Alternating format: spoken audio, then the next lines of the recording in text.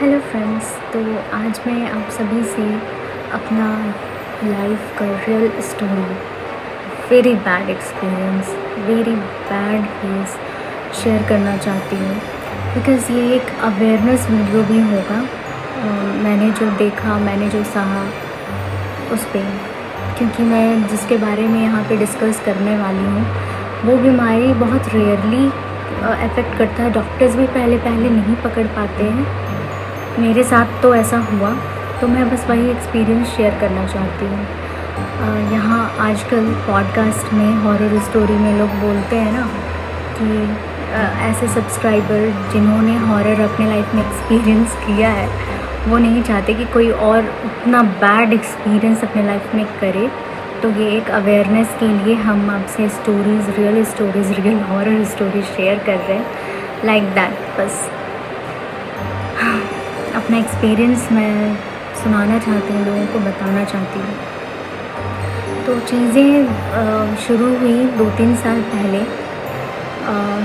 Life अच्छी चल रही थी। मैं भी अपना एकेडमी ज्वाइन किया था मैंने, कॉस्मेटोलॉजी का, वो मैं कर रही थी। मेरे हेयर के एग्ज़ाम भी हो चुके थे, मेकअप के एग्ज़ाम होने वाला था। उसी टाइम से जब मैं मेकअप के एग्ज़ाम की प्रैक्टिस कर रही थी 2 साल पहले, तो उसी टाइम से मुझे कुछ प्रॉब्लम फ़ील होने लगा। बहुत लेज़ीनेस, लेथार्जिक, और मतलब हिम्मत नहीं बचती थी। शाम तक तो बिल्कुल भी हिम्मत नहीं बचती थी कि उठ के कुछ करूं भी। सोती थी तो आँख नहीं खुलता था मेरा। मैं चाहती थी, मैं उठी हुई रहती थी, बट ना मेरा आँख ही नहीं खुलता था। मैं कुछ रिस्पॉन्स नहीं कर पाती थी। बहुत मुश्किल से मतलब वो टाइम गुजर रहा था। फिर भी मुझे लगा मे बी मतलब किसी वजह से एक वीकनेस सा आ जाता होगा। मैं सुबह से शाम तक बस काम करती रहती हूँ। घर पे करके जाओ, एकेडमी में भी काम करो, सीखो, आकर घर पे पढ़ो भी, घर का भी, मतलब सब कुछ मैनेज कर रही थी। तो मुझे बस यही लग रहा था। चीज़ें भी बहुत सॉर्ट आउट चल रही थी। बिकॉज़ मैं सोचती थी कि एकेडमी कर रही हूँ तो कोर्स जैसे ही कंप्लीट हो जाएगा, जॉब करूँगी, आगे बहुत एक्सपीरियंस लूँगी अपने फील्ड में, आगे जाके बिज़नेस करूँगी, ये वो बहुत कुछ। बट हुआ क्या, थोड़ा इग्नोर किया हमने पहले घर से ही। फिर डॉक्टर्स भी, मतलब अब क्या बोलूँ, मेरी किस्मत में शायद ऐसा था कि डॉक्टर्स भी नहीं पकड़ पा रहे थे। बार बार मेडिसिन चेंज हो रहा था, डॉक्टर्स भी हमने चेंज किया उस टाइम, बट चीज़ें बिल्कुल सही नहीं जा रही थी। उसी पेन में मैंने अपना मेकअप का एग्ज़ाम दिया। एग्ज़ाम भी तो अच्छा गया, उस बारे में भी नहीं बात करते। तो क्या एक्सपीरियंस था वो दिन भी याद करती हूँ तो बहुत, मतलब इतना सब कुछ सॉर्टेड चल रहा था। मैं सोच रही थी लाइफ में, करियर में चीज़ें आगे बढ़ेंगी, बट ऐसा कुछ भी नहीं हुआ। क्योंकि मेरी हेल्थ बिल्कुल डिग्रेड ही होती चली गई। पहले तो नॉर्मल एक दिन बीपी चेक हुआ, बीपी लो आया। फिर वो जब कुछ दवा खाकर ठीक हुआ तो फिर से मुझे बहुत अजीब लगने लगा। तो मैंने चेक के लिए, मेडिकल चेकअप के लिए गई तो बीपी तो ठीक था, बट फिर ब्लड चेकअप हुआ तो उसमें मेरा वाइट ब्लड सेल्स कम आया। फिर उसके बाद, और मुझे एक बैक पे एक जगह मिड स्पाइन में पेन था, एक चुभन सा, मतलब जैसे कोई निडल चुभा रहा हो, उस टाइप का पेन था। मुझे लगता था कि शायद मैंने कोई गलत पोजीशन में सो गई, बैठ गई, या दिन भर खड़ी रहती हूँ, काम करती हूँ। मेरा काम भी बिल्कुल वैसा है जैसे, मैं क्या बोलूँ, मतलब खड़े खड़े ही, आप सभी को पता ही होगा, मेकअप आर्टिस्ट ऐसे झुक के थोड़ा काम करना पड़ता है।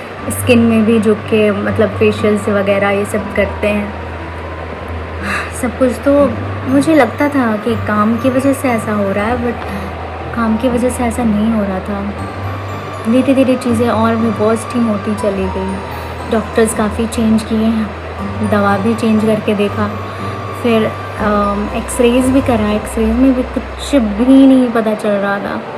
तो फिर थोड़ा मन भागता है ना, जैसे हम इंडियन हैं सनातन धर्म से, तो मतलब थोड़ा पूजा पाठ ये सब कर रही थी, बट कुछ नहीं। लास्टली जाके हमने एमआरआई कराया, तो एमआरआई में मुझे पता चला कि मुझे पॉट स्पाइन है।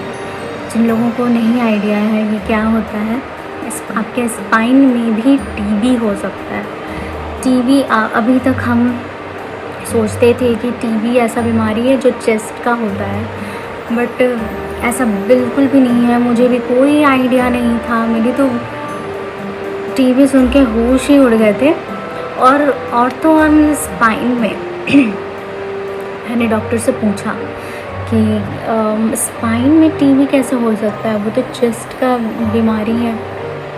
तो डॉक्टर्स बोले कि स्पाइन में ही नहीं, बॉडी में किसी भी ऑर्गन में इनफैक्ट ब्लड में भी इन्फेक्शन हो सकता है, कहीं भी, आइज़ में, ब्रेन में, स्किन की टीबी भी होती है, liver, bone. In fact spine TB एक तरीके का बोन टीबी ही है। बोन टीबी मतलब ऐसा होता है, मुझे भी उस टाइम पे पता चला। तो क्या बोलूँ, मतलब ठीक है, भगवान पे भरोसा करके मैंने ट्रीटमेंट शुरू किया। फिर उसके बाद बट अब तो उससे भी हॉरर वो टाइम शुरू हुआ, दवा असर नहीं कर रहा था मुझ पे। और तो हमने उसके बाद भी डॉक्टर्स चेंज किया। मैं चेस्ट के डॉक्टर और मतलब उनके बदल दोनों हस्बैंड वाइफ ही थे। जो वाइफ थी वो चेस्ट टीबी की ही डॉक्टर थी, और जो हस्बैंड थे वो ऑर्थोपेडिक डॉक्टर थे। तो उनसे कंसल्ट करके हमें पता चला ये चीज़ें यहाँ तक। तो फिर मेरा पेन दवा खाने के बाद भी कम नहीं होने का नाम ले रहा था, और भी वर्स्ट होता गया कंडीशन। तो हमने फिर जब उनसे पूछा कि ऐसा हो रहा है, तो उन्होंने हमें बोला कि आप न्यूरो सर्जन को एक बार दिखा लो, बिकॉज़ स्पाइन के बीच से ही सारी नसें निकलती हैं जो ब्लड सप्लाई करती हैं पूरे बॉडी में, ब्रेन, पैर, एवरीवेयर। तो हम फिर जाकर न्यूरो सर्जन के पास गए, और जब न्यूरो सर्जन के पास गए तो ऑलरेडी काफ़ी लेट हो चुका था। मेरी ये एरिया, ये आगे से लेकर पीछे, ये पूरे सर्कुलर वे में यहाँ पे स्ट्रेंथ नहीं बचा था बिल्कुल भी। मैं पता नहीं कैसे उठती थी, कैसे चलती थी, वो तो मुझे मतलब मैं बता ही नहीं सकती हूँ क्या पेन था। मैं ऐसी लड़की हूँ कि मैं रोती नहीं हूँ जल्दी, बट फाइन, जो होता है होने दो, जो होता है अच्छे के लिए होता है, यही मानकर मैं बस कोशिश कर रही थी कि चीज़ें काम करें मेरे बॉडी पे। मेडिसिन भी ले रही थी टीबी की, फिर भी वर्कआउट बिल्कुल नहीं हो रहा था। न्यूरो सर्जन ने फिर बताया कि उन्होंने भी कुछ मेडिसिन दिए, वो भी कुछ भी काम नहीं कर रहा था। पेन किलर्स खाती थी, थोड़ा सा दर्द कम होता था, और उसके बाद तो मैं बेड से उठ ही नहीं पा रही थी, बहुत हालत ख़राब हो गया था। फिर न्यूरो सर्जन जो थी उन्होंने हमें बोला कि आप बायोप्सी करा लीजिए। वहाँ स्पाइन के पास बहुत पस जम गया था, तो उन्होंने मतलब बस छोटा चीज़, डॉक्टर्स भी पहले से ही मतलब सर्जरी ये सब नहीं करना चाहते ना, बॉडी में कट्स लगा के तुरंत में छोटी छोटी चीज़ों में वो भी ये चीज़ अवॉइड करते हैं पहले। इस वजह से उन्होंने पहले बायोप्सी किया। बायोप्सी का भी प्रोसेस बहुत मतलब जैसा भी था ठीक है, पर हो गया। 4 दिन के बाद फिर से पस डेवलप हो गया। और आप सोच सकते हो क्या वो टाइम था, मतलब चीज़ें सही बिल्कुल भी नहीं जा रही थी। और ये जो टाइम है, मैंने इतना कुछ एक्सपीरियंस किया है इसमें। मैं आपको मतलब मेडिकल से तो एक्सपीरियंस मैं कर ही रही थी, फिर उसके बाद मतलब डॉक्टर्स भी कुछ गलत ही बोलूँगी मैं, मिल गए। फिर मेरा पेन तो बस बढ़ता ही जा रहा था। मैंने मतलब भगवान का आशीर्वाद है उस टाइम पे बहुत एक्सपीरियंस किया। मेरे हाथ में, मेरे ये गले में, मेरे फैमिली ने जब चीज़ें अच्छी की ये तरफ सब पहनाया बढ़ना शुरू हुई, ये दुर्गा तब माँ जाके के नाम का है। बायोप्सी के तो बाद उसके जब बाद से 4 दिन के बाद भी फिर से चीज़ें पस सुन थोड़ी गई बदली। और वही पॉइजनस पेन फिर से होने लगा मुझे। मैं उठ बैठ नहीं पा रही थी। तब डॉक्टर्स ने सजेस्ट किया कि हमें स्पाइन की सर्जरी करनी पड़ेगी। तो अप्रॉक्स उसमें सब कुछ मिला के, अब मेडिसिन भी वो जितने एक्सपेंसिव होते हैं, अप्रॉक्स 4 लाख समथिंग तो लग ही गया था। तो सर्जरी हुआ। फिर उसके बाद जब सर्जरी हुआ, और सर्जरी होने के पहले भी जब डॉक्टर ने हमें सजेस्ट किया कि आपको सर्जरी करा लेना चाहिए, इसका और कोई इलाज नहीं है, ये किसी चीज़ से नहीं जा रहा, तो और दवा भी वर्क नहीं कर रहा है बिकॉज वर्टिब्रा जो है 2-3 गल गए हैं, जिसकी वजह से नर्व्स में कंप्रेशन आ गया और वहाँ पे ब्लड सप्लाई नहीं हो रहा है, और जहाँ पे ब्लड नहीं पहुँच रहा और हमारे बॉडी में खाना पीना हुआ, न्यूट्रिशन हुआ, या आप कह लो मतलब कुछ भी आप मेडिसिन ले रहे हो, वो ब्लड के ज़रिए ही कहीं भी जाता है। तो जब वहाँ पे ब्लड ही नहीं पहुँच पा रहा, तो मेडिसिन का कोई असर भी नहीं हो रहा था। इस वजह से मेरी सिचुएशन बहुत वर्स्ट हो गई थी, मैं नहीं बता सकती। और सर्जरी के पहले जब डॉक्टर ने मेरे न्यूरोसर्जन ने जब ये बोला, तो वो उसके नेक्स्ट दिन ही ना वो जा रहे थे फ़ॉरेन। उनको काम होता है, डॉक्टर्स उधर उधर तो जाते रहते हैं। तो उन्होंने हमें टाइम दिया कि आप आज ही करा लो या कल करा लो, क्योंकि वो कल शाम में निकल रहे हैं, तो हम कल दिन में सर्जरी करा सकते थे। और हॉस्पिटल में नर्सेज ये सब होती हैं, तो कोई प्रॉब्लम नहीं होगा, और मैं फ़ोन से कांटेक्ट में रहूँगा। तो हम डिसाइड नहीं कर पाए इतनी जल्दी सर्जरी का सुन के, मतलब कुछ सोच नहीं पा रहे थे हम। देन हमें लगा कि कुछ डॉक्टर्स और भी हमने पता किया, पूछा, तो उन डॉक्टर्स ने बोला कि सर्जरी का ज़रूरत नहीं पड़ेगी।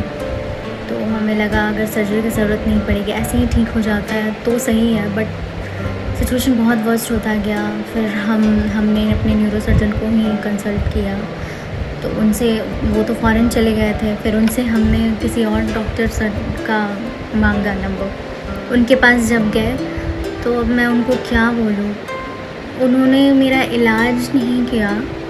मतलब उनका ये कहना था कि आप 1 वीक, मतलब जब तक आपका पेन ख़त्म नहीं हो जाता है, आप हॉस्पिटल में एडमिट रहो, पेन बिल्कुल चला जाएगा और इसका कोई इलाज नहीं है। सर्जरी से मतलब टीबी के बैक्टीरिया इन्फेक्शन और भी फैल सकता है, ब्रेन में जा सकता है, क्या क्या बोलकर हमें डराया। 15 दिन मैं हॉस्पिटल में एडमिट रही, बिल्कुल ऐसे स्ट्रेचर पे, केयर थिएटर लगा है, मैं कुछ भी करने के लायक नहीं हूँ, ना मैं ढंग से करवट ले सकती हूँ, ना सो पाती थी, ना कुछ भी नहीं, एक जिंदा लाश की तरह बस स्ट्रेचर पे पड़ी हुई थी।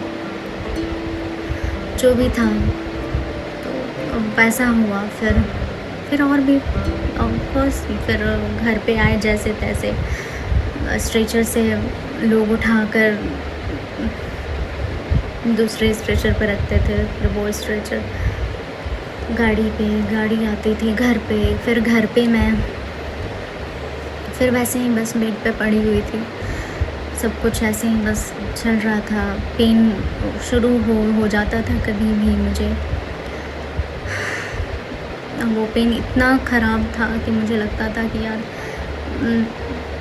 मर जाऊँ मैं, वो बेटर है। बट उसके बाद फिर से हमने अपने न्यूरोसर्जन को ही कंसल्ट किया। हमने बताया कि अभी तक ठीक नहीं हुआ, आपने जिस डॉक्टर के बारे में बताया था उन्होंने ऐसा बोला, बट चीज़ें तो और भी वर्स्ट हो गई हैं। तो उन्होंने बोला, मुझे नहीं पता मतलब वो ऐसा क्यों बोल रहे हैं, बट इसका नहीं है, और मतलब इसका सर्जरी नहीं होगा, तो इसका इलाज नहीं है, आप सर्जरी कराओ, सर्जरी से ठीक हो जाएंगी, और तो 4-5 महीने में मतलब वो चलने फिरने लगेंगी अच्छे से, अपने सारे काम भी करने लगेंगी। तो फिर हमने पूछा, वो तब तक फ़ॉरेन में ही थे। मेरी किस्मत इतनी ख़राब, मतलब फिर उन्होंने बोला कि मेरे ही हॉस्पिटल में एक और है न्यूरोसर्जन, वो काफ़ी अच्छे सर्जन है, आप गूगल पे भी उनका देख सकते हो, उनका रिव्यूज़ भी बहुत अच्छा है और वो अच्छे से सर्जरी कर देंगे। मैं भी उनसे बात कर लूँगा, आप जाओ हॉस्पिटल। तब फिर मैं फिर से हॉस्पिटल में एडमिट हुई सर्जरी के लिए इस बार। पर मेरा सर्जरी किया, थैंक गॉड। वो रियली में वो सर्जन बहुत अच्छे थे, उन्होंने सक्सेसफुली बहुत अच्छे से मतलब सर्जरी किया। ऐसा कि अब मैं आपके सामने बैठी हूँ। मैं तो मतलब मेरे दिमाग में तो ये चलता था ना, पता है, कि मैं अपनी ज़िंदगी में कभी बैठ भी पाऊँगी क्या? मैं मतलब कुछ भी करने के लायक रहूँगी? वॉशरूम तक मैं नहीं जा पाती थी।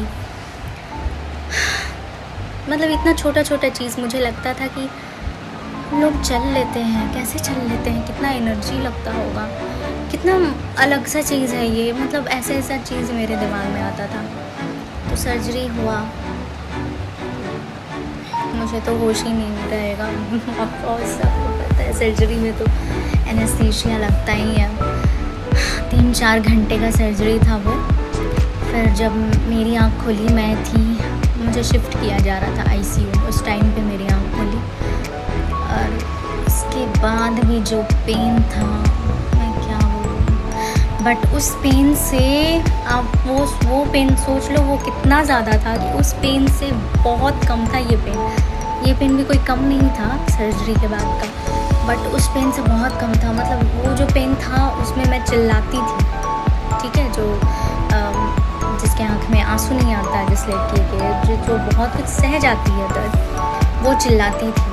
बट ये पेन ऐसा था कि मैं चुप रह रही थी, चुप थी, बट ना अंदर ही अंदर पेन तो बहुत था।